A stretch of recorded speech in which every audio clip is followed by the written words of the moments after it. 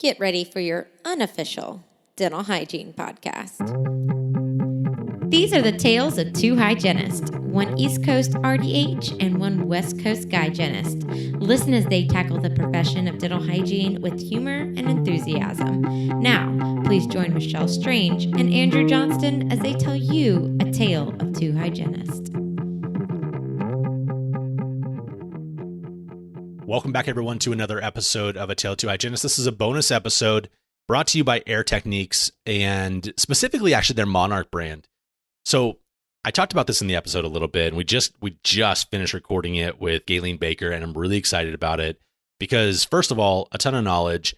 Second of all, but all of the tools and the products that they have, we use some iteration of that in our daily lives as hygienists. Anyway, I am joined today by Stephanie Botts. Thank you so much, Stephanie, for joining me and helping me with this episode. One thing that we didn't talk about on the episode that I think is just one of my favorite things about the Monarch line is the hand sanitizer. The hand sanitizer has an apple smell, and you guys know that I have a particular type of hand disinfecting spray mist thing that I've talked about several times on the show. If I had a very, very, very close, like 1 and then 1A, I would be using the hand sanitizer because I don't normally like the gel because I feel like it leaves a film.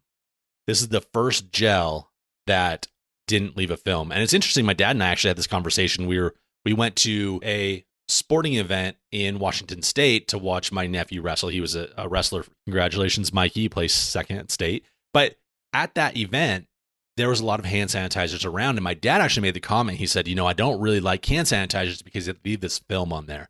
So it's nice to be able to find a hand sanitizer that is in gel form, which is going to last a little bit longer on your hands. But then once it is completely dry, then it's not going to leave a film. It's not going to be very sticky or anything like that. And it smells like apples. So I really appreciated that. I really think that you're going to enjoy this episode with Gaylene Baker. So sit back, relax. Here we go. Welcome, everyone, to the interview portion of this part of the podcast. We're so excited to bring in Gaylene Baker. We have something that we're going to talk about that maybe is a little bit different. And I mentioned this on the intro, so you already have a heads up. But Gaylene, I'm really excited to talk to you. We had a good little chit chat in Chicago, and it's always fun meeting new people in the industry. So thank you for being here. Yeah, well, thanks for having me. I think one of the places that we always start off with is we want you as guest of the show to tell us a little bit about who you are. And since the topic today is infection prevention, kind of what led you down that particular path? Yeah, that's a great question. So I've been a hygienist for a really long time. I won't tell you when I graduated from dental hygiene school, but it's been a long time. And over the course of my career, I practiced clinically for 27 years before I transitioned out into an industry of infection control, infection prevention, and dentistry. I know dentistry is where my heart is, and I wanted to stay within that industry, and that's just where it led me. And lucky for me, it happened to be something that I was able to really develop a passion about because I realized early on that if we don't have a safe dental visit, it doesn't matter how great you are as a clinician. Everything revolves around that. It revolves around safety and dentistry.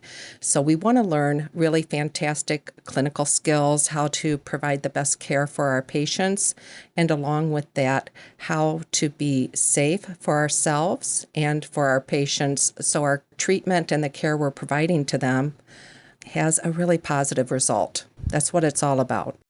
So without outing you too much, I kind of want to ask, I know we didn't use this as one of our pre-questions, but like your experience in this particular field from when you first started in hygiene kind of until now, what have you seen as far as like the changes and like the emphasis and the focus on infection control? So I was one of the first graduating classes during my hygiene career as a student.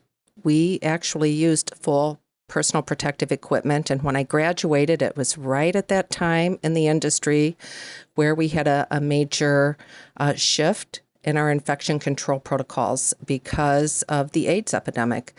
And so I was lucky that I never practiced without gloves, mask, and eye protection, but they did before that. So I happened in right at the time that shift happened. And then Also, the transformation to understand that our water lines, our dental unit water lines, can actually cause infections in our patients. And we needed to do something to treat those water lines and to see all the missteps that happened with that we did what we thought was right.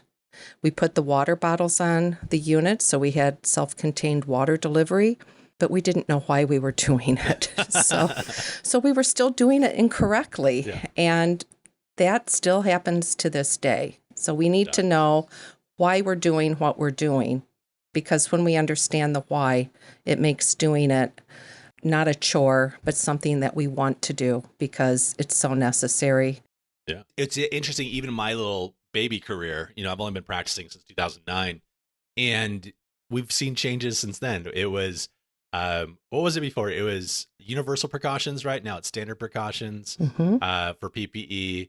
It was zero emphasis on water lines, like you mentioned, into now every week there's a new course on water line safety. Yep. Just and even the simple things that we're going to get into this a little bit, but even at the end of the day, just flushing all of your lines, like that's not a thing that was, I know we did it in the hygiene school, but we never did it in private practice. And the everyday hygienist, I feel like, doesn't really think that we need to do a lot of these things because there's no emphasis from their employer or, maybe the doctor or whoever. Like there's no one taking responsibility for these things. So I'm excited for the messages that we're going to share today because I really think it's going to kind of help close some of those gaps. Unfortunately, this podcast doesn't reach every single hygienist in the United States, but maybe one day it will. I don't know. But if you're listening to this, make sure that you save it and you can share it with one of your friends because I think we're going to get into some really, really good stuff here. So air techniques. This is interesting, Gaylene, because when I came out of school, air techniques, well, and I guess this is my little narrow version of the world. Air techniques was for the phosphor plates, right? And the ScanX machine. And we would wrap our plates and we'd take our x-rays and we'd have them numbered 1 through 18 or whatever, however many we're doing. And then we would unwrap them and we'd put them through the ScanX and then we'd go through there. Maybe the doctors know air techniques is maybe like their vacuum and their compressor, right? Like the big machinery that's in the back that we have to go like hit that little switch every morning and turn it off every night or else we get yelled at. So I feel like that's where people know air techniques is, but there is a whole line of infection control called Monarch that I don't think that as many people know about. So what is that brand and why did you decide to team up with them for their products? Right. That's a great question. Air Techniques is known for compressors and vacuums and also digital radiography, the ScanX phosphor plates. And Monarch is the infection prevention brand by Air Techniques. Our parent company, Dental in Germany, has been developing and selling infection control, infection prevention products since the early 1980s.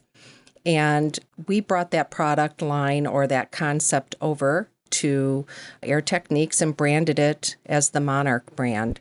And, Monarch is a safer choice for clinicians that's still highly effective in infection prevention and infection control for dental facilities. One of our key products happens to be a product that works with the evacuation lines that helps the vacuum system run more efficiently and creates longevity of use of the vacuum. So that's a big investment for a dental practice to have is the vacuum system. And as a hygienist, I never realized how the vacuum system actually impacted my ability to perform safely when I was working on my patients.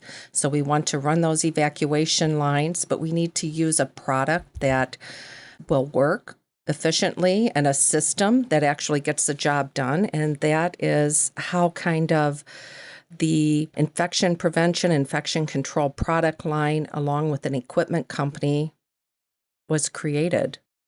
It's got to feel really good to work for like a complete brand, right? Like you have like start to finish, you got it all.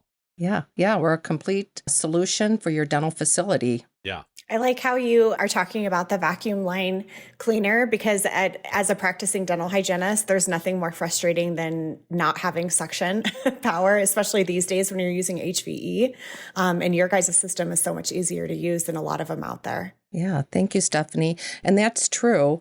We want to use those HVEs, and if we're not cleaning our evacuation lines and not cleaning them properly, we can turn that HVE on. And we might get a little suction, but we're not going to get the aerosol mitigation that we're seeking. That's the whole point of a hygienist using HVE and a dentist using HVE, is to mitigate the aerosols that are created at the source when they're providing care to their patients. So if we don't have good suction, we don't have the right airflow because our evacuation lines haven't been cleaned properly, we're going through the steps of turning the HVE on, using an HVE device, and not even getting the results that we're seeking. Nothing, I mean, if COVID didn't teach us anything about aerosols, right? Like this is the time like that we should all have this at front of our brains. So while we're on the topic though of like suction lines, cleaners and things like that, do you mind just walking us through like what products does Monarch have, and then how do we use them, and like in what order do we use them to do it properly?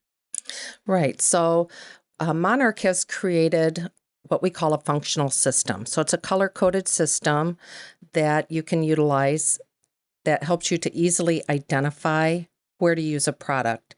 Green is for surfaces. Yellow is for equipment maintenance. Blue is for our instrument care. And pink is for our hand hygiene. Clean Stream, nice. Yeah, it is. It really makes it easy, exactly where to use that product. So our Clean Stream product, that's what I was talking about just a little bit ago for evacuation line maintenance, is yellow. So equipment maintenance is Clean Stream, and Clean Stream is a system. So it's a cleaner product and a dispenser that creates a vortex of the solution as it's traveling through the evacuation lines. So we can run a solution through the evacuation lines by using some sort of bucket system where we dip our evacuation lines in that bucket. Guilty. Okay. Yep, same. That's how a lot of people clean their evacuation lines, and they're doing something that they know they need to do to get a benefit of clean evacuation lines so they can get the aerosol mitigation that they need when they're working on their patients. However, if you're not using a dispenser system like our Vortex dispenser, and you're just dipping your lines in the solution just kind of sluggishly slops through the lines, and it doesn't really clean the lines at all. Now, if you take your evacuation lines and you just submerge them completely in the solution, the vacuum ramps up really, really high because it's got a lot of solution it's trying to pull, and it can get really hot and it's going to overwork the vacuum. And then we get what's called a water slug. And the water slug travels at about 25 miles an hour through the lines, and it ends someplace. And it's going to end right on the impeller of the vacuum, which is what we need to create the vacuum. So we're going to damage the vacuum in a couple of ways if we do that. So we're either going to get inefficient cleaning of our evacuation lines, or we're going to get inefficient cleaning with a water slug that's going to pound the impeller. So we want to use that Vortex dispenser. Wow, I just learned something completely new from you. I am guilty of that. I have just submerged my HVE and suction in the liquid and walked away to try to multitask and come back. I had no idea that one wasn't efficient and two could damage the vacuum. Right. Well, I think too, along those lines, people are like, oh, well, it's just water. Like, how can that damage anything? I challenge anyone listening out there to just find a still pool of water and slap it with your hand as hard as you can and see what happens to your hand. You are not going to be very happy with that. So even though it's just water, it actually has a lot of force behind it and really can damage that. Yeah, that's a great analogy. That's you can use it, Gaylene, if you want. I don't mind. I think I will. I think I'm going to steal that. You're welcome. So let's maybe go back to the top of this. Let's talk about just the dental visit in like the big picture, what are things that like all of like the big picture line, including the color coded system, how can we have the safest dental visit possible? So Monarch is, first of all, I just want to say Monarch is a member of OSAP. OSAP is Dentistry's Infection Control, Infection Prevention Organization. It's the Organization for Safety, Asepsis, and Prevention. So we're a member of that organization, and I would recommend that any dental facility, any clinician listening to this today, check out OSAP. It's not expensive to join. There's so many resources there that will help you have the safest dental visit. And that's what OSAP is all about. And that's what we're always all about as an infection prevention company, is to have the safest dental visit. How Monarch really helps to create that safest dental visit is with the systems that we've created. We've created whole systems, our equipment maintenance system for evacuation lines, water lines, and then our HVE, which has a larger cannula, which helps to collect more aerosols. We do call that our triple threat. If you have clean evacuation lines so you can get the right airflow from your vacuum, you're treating your water lines so you're eliminating pathogens that might be a part of aerosols, and you use a larger HVE cannula and HVEs in particular. During aerosol generating procedures, you're going to mitigate a lot more aerosols. And surfaces, a system put together where we don't just disinfect surfaces, but we also make sure surfaces are clean, our upholstery is clean, so our surface disinfection will be more effective when we use our surface disinfectants. The instrument solution has 4 enzymes in it. It can be used as a holding solution as well as a solution in the ultrasonic device. I have a question about that one real quick, Gaylene, before you keep going. Sorry to derail you, but I use these very particular instruments that they're very picky on solutions. Now, is your solution approved for all different types of instruments, or do we have to look at the manufacturer's instructions for my particular types of instruments? So our solution is capable of cleaning all instruments that can go into an ultrasonic device or be held in a solution to prevent the bioburden from hardening on the instruments. If there's something unique about the solution for the instruments you're utilizing and without knowing what they are and what the solution is they're recommending, it's hard to go into detail with that. But our solution is approved to be used as an ultrasonic cleaning solution and as a pre-soak to prevent that bioburden from hardening. And with the 4 different enzymes and the surfactants, that is a surface active agent that really helps the enzymes to work, to do the job that they need to do. It rinses well. I've had a lot of clinicians that have given me great testimonials on this, that it just mixes well and it rinses off easily. So it makes the sterilization process easier to follow. That's nice that it's easier. That's what I'm always looking for, is like, because our jobs are so difficult anyways, like we shouldn't have a hard time with sterilization. So it's just nice to have products like yours that can help us. Yes. Gaylene, can you tell us about the Surface Sisters? Yes. So the Surface Sisters is our term that we use to talk about how our surface disinfectants and our upholstery cleaner and conditioner work together. Our surface disinfectants are a quaternary ethyl alcohol product. It has a true 1-minute kill time, and 1 wipe can be used as a cleaner and a disinfectant. So really, truly 1 wipe, 1 swipe, 1 minute wetting time, and you're good to go on. Could I ask just a question about that? Sure. So there's some other wipes on the market, that say that it's just 1 minute, that's all it takes. And so how does your product differ, or is there a difference between your product and that product that's out there? Yeah, so you have to really look at the kill times that are on the label. So just because a product might have the number 1 in the title doesn't mean it's a true 1-minute kill time. And sometimes, we read the label, the title of the product, and we think that implies something when it's the title of the product. And maybe it does have a 1-minute kill time on a lot of things, a lot of pathogens, but not all pathogens. And the And shortest. we're always looking for that TB kill time, right? I mean, that's always the gold standard. So the TB kill time is what makes a surface disinfectant an intermediate level surface disinfectant, one that we want to use in healthcare and dentistry. That is what we're looking for, is that actual TB kill claim. But we're also looking for the ability of the product to kill non-enveloped viruses and enveloped viruses and other pathogens as well that are difficult to kill. The Monarch surface disinfectant is on the EPA's in list. A lot of us have heard about the in list now since SARS-CoV-2. So it's on the EPA's in list, meaning it is approved for emerging pathogens. So the coronavirus. Okay. I'm glad you explained that because I didn't know. I don't know what that is. Yeah. Yeah. Yeah.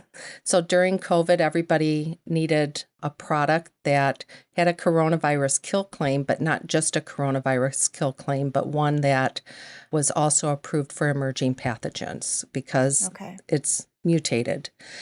And then our upholstery cleaner and conditioner once a week. Every upholstery manufacturer for dental medical equipment will say to clean the upholstery once a week with warm soapy water.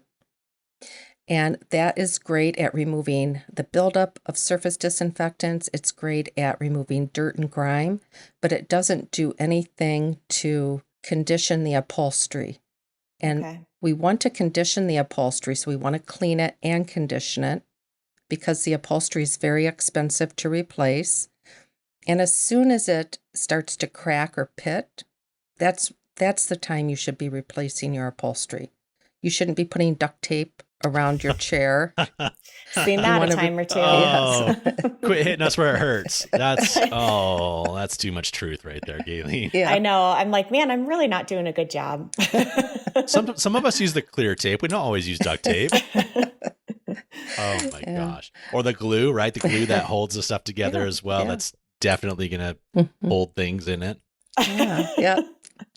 Because the cleaners that we're using, and I'm guilty of this when I'm cleaning my op, I know that the cleaner is not good for the chair, but I still do it because I want to disinfect everything. So it's nice to have that solution to try to give the chair some more life over time. Yeah, and actually our Monarch surface disinfectants, we have had a study done to see if they would damage dental upholstery, and there was no damage on the dental upholstery. So it was a study that showed that it doesn't harm the dental upholstery, but we still want to protect it because when the dental upholstery is nice and clean and smooth and sleek, the disinfectant is going to run over that easier. The wipe is going to run over it easier.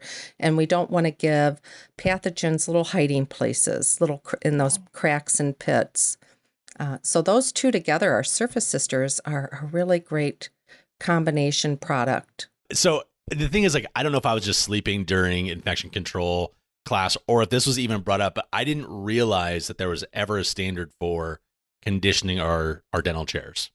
This is the first time I've ever heard of that. Yeah. Probably not a standard for conditioning them, but definitely the chair manufacturers definitely say to clean the chairs weekly.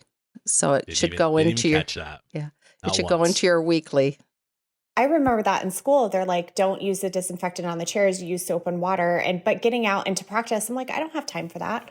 I gotta turn this room around and get my patient back, Right. So with Monarch, you can use a disinfectant on the chair, and then once a week, you want to clean it and condition it with our upholstery cleaner and conditioner. So those two really work together. One has been proven not to damage your upholstery, and the other one removes the buildup of surface disinfectants. And you know how when your patients sit on the chair and they've got brand new blue jeans on, and now you've got a big dark spot on your chair, it will take that off and condition it and make it look really nice.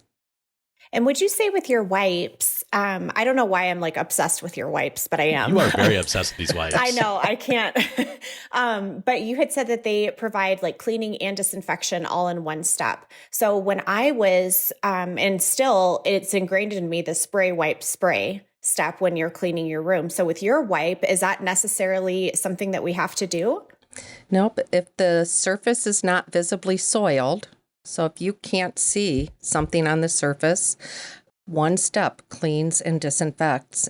And one of the benefits of that is when you clean and then disinfect, sometimes you will take the pathogen and you kind of spread it around. And now you've got more surface area that's been contaminated. So it's nice to have one product that you can clean and disinfect with. It's funny you say spray, wipe, spray. Ours was wipe, discard, wipe. Those are Yeah.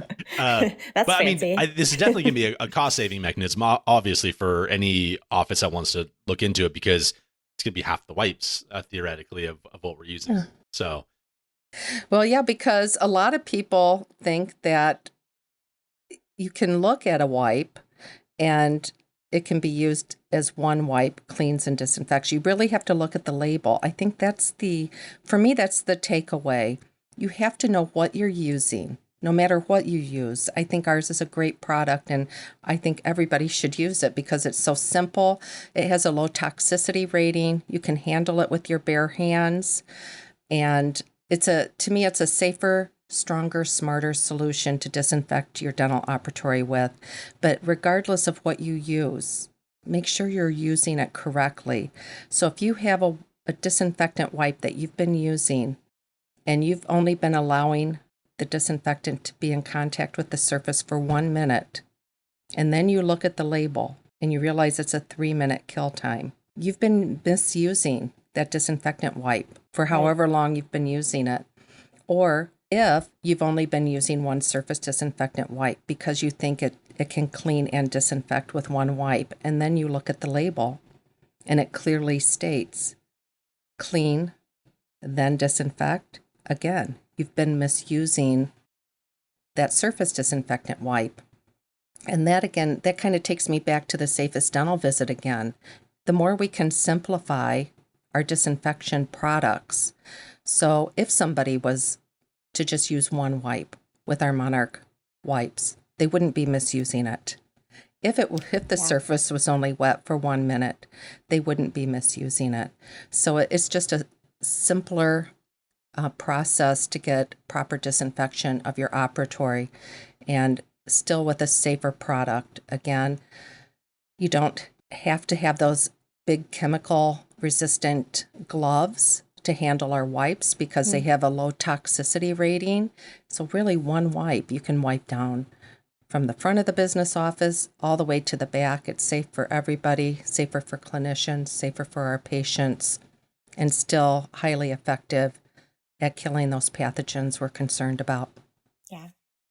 how many more wipes questions do you have, Stephanie? I'm good. Okay. Thank you. Done. All right. So this question is going to be for the person that's in the office that's in charge of ordering, and they want to make the switch. Do you have any words of advice or encouragement for them? Because this is sometimes a hard thing we've been using this wipe for our whole entire lives, and now we have to switch. What are your thoughts on getting them to be able to get that? That is the hardest part, is making the switch, especially coming out of COVID. We did have a lot of people that kind of went back to what they were using before because it was easy to get that product or the product they were using or whatever. And now... Well, and there's some security in that too. Like using the same, I don't know, it just makes you feel better or something. Mm-hmm. Yeah. So if you're going to order the product and you have to talk to the order person to get them to order this product, you just have to let them know it's safer for you. You work in this dental office as well. It's a safer product for you. It's a safer product for our patients. It's going to be more efficient. And even if the cost might be a little higher up front, we're going to save it in the back end because we're only going to use one wipe. And you have to know how to talk to the order person. You can't just go in and say, I want to order these wipes. You have to let them know how it's going to benefit everybody in the office. And I do think when you go in and you let everybody know why you want to order those, that's when change happens. Again, it's always about getting the answer to the why, kind of like the water bottles and the chairs. We didn't know why. So Yeah. We didn't do the right thing. But when you know the why, you're more likely to make the change and do it correctly. So is Monarch carried with all distributors and everything, or is there a particular place they have to find it? Nope, they can find it from whoever their favorite distributor is. Awesome. If someone wanted to reach out to you regarding this episode or just about infection prevention in general, where can they find you? Yeah, so they can definitely send me an email to my email address, and that's my name, Gaylene, Gaylene.Baker, Baker, at airtechniques.com. And our website has a lot of information on it, and I'm on there as well. You can get my information off of there. But a lot of information, a lot of tutorial videos that kind of are short, and they kind of go into the features and benefits of the products. And we have some testimonials on there as well from people that you probably know and like and trust. Awesome. Gaylene, thank you so much for being here. I really appreciate it. I hope you have a great rest of your weekend. Thank you, everybody. Appreciate being Thanks, here. Gaylene.